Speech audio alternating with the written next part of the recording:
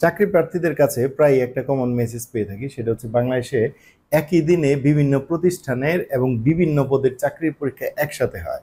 তো বাংলাদেশে আমরা জানি যে বাংলাদেশে বেকার সমস্যা একটা বড় সমস্যা।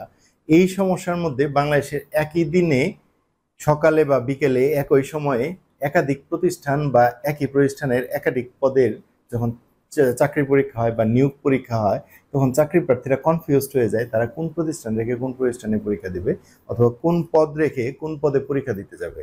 তো এই প্রবলেমটা শুধু যে চাকরি প্রার্থীদের হয় তা নয়, কিন্তু একই দিনে অনেকগুলো প্রতিষ্ঠান যখন একসাথে পরীক্ষা নেয় বা একাধিক পদে যখন একই সাথে পরীক্ষা হয়, তখন সেই প্রতিষ্ঠানগুলো একটা ক্ষতির সম্মুখীন হতে পারে। সেটা হচ্ছে প্রত্যেকটা প্রতিষ্ঠান চায় যে মেধাবী কর্মকর্তা বা মেধাবী প্রার্থী নিয়োগ করার জন্য। তো একই দিনে একই সময়ে একাধিক প্রতিষ্ঠান বা একাধিক পদের পরীক্ষা হলে মেধাবীরা বা চাকরি প্রার্থীরা যেহেতু বিভিন্ন ভাগে ভাগ হয়ে যায়, সেই ক্ষেত্রে প্রতিষ্ঠানগুলো মেধাবী প্রার্থী সেভাবে পাবে না।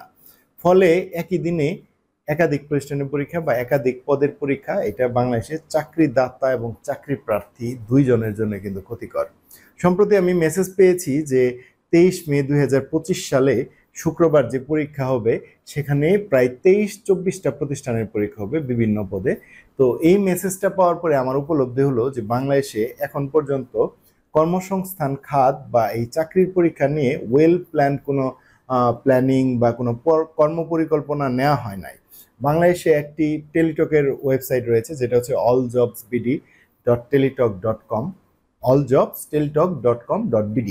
এই সাইটে বাংলাদেশের সব সরকারি চাকরিগুলোর সার্কুলার এক প্ল্যাটফর্মে নিয়ে আসা হয়েছে। এটা নিঃসন্দেহে একটা ভালো উদ্যোগ এবং আমি মনে করি এই চাকরির সার্কুলারের পাশাপাশি alljobsteletalk.com.bd বা এই ধরনের অন্য কোনো প্ল্যাটফর্মে জনপ্রশাসন মন্ত্রণালয় বা সংশ্লিষ্ট প্রতিষ্ঠানগুলো এরকম একটা প্ল্যাটফর্ম ক্রিয়েট করতে পারে, যেখানে বাংলাদেশে শুধু সার্কুলার থাকবে না, বাংলাদেশের কোন ডেটে কি কি চাকরির পরীক্ষা আছে এটা থাকবে। এতে হচ্ছে চাকরি প্রার্থীরা ইজিলি জানতে পারবে যে ওই দিন কোন কোন প্রতিষ্ঠানের পরীক্ষা আছে, কোন কোন পদের পরীক্ষা আছে।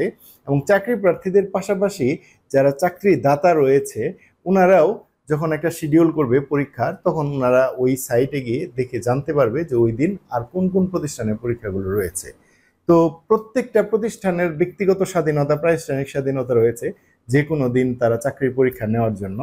তবে যেহেতু চাকরি প্রার্থীরা আর্থিকভাবে ওইভাবে স্বাবলম্বী থাকে না, একটা প্রতিষ্ঠানে আবেদন করতে গেলে তাদের ব্যাংক ড্রাফট, পে অর্ডার বা অনলাইনের মাধ্যমে একটা বড় অঙ্কের টাকা বা অনেকগুলো প্রতিষ্ঠানের মধ্যে মাসে একটা বড় অঙ্কের টাকা খরচ করতে হয়।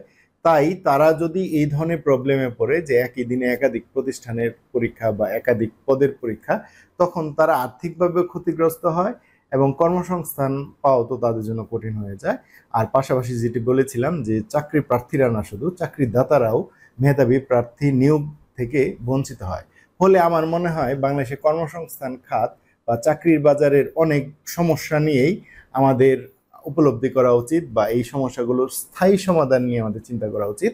এবং একই দিনে যে চাকরির পরীক্ষা হয় একাধিক প্রতিষ্ঠানের বা একাধিক পদের, এই বিষয়টা সমাধান করা উচিত। কারণ এটি নিয়ে আমি শুধু আজকেই না বা এই সপ্তাহে না, এটা নিয়ে আমি প্রায় সময় বিভিন্ন ধরনের মেসেজ পাই এবং নিউজ পেপারেও প্রায়শ নিউজ করা হয় যে একই দিনে এতগুলা প্রতিষ্ঠানের পরীক্ষা। তো এটার মনে হয় একটা স্থায়ী সমাধান করা উচিত এবং এর মাধ্যমে বাংলাদেশের কর্মসংস্থান খাত শক্তিশালী হবে, নিয়োগদাতারা মেধাবী প্রার্থী পাবে এবং চাকরি প্রার্থীদের যে সমস্যা রয়েছে, যে সমস্যার সম্মুখীন হয় যে কোন প্রতিষ্ঠানে পরীক্ষা দিবে, প্লাস এতগুলো প্রতিষ্ঠানে ব্যাংক ড্রাফট খরচ করে আবেদন করেছে, তাদের আর্থিক ক্ষতির সম্মুখীন হতে হবে না।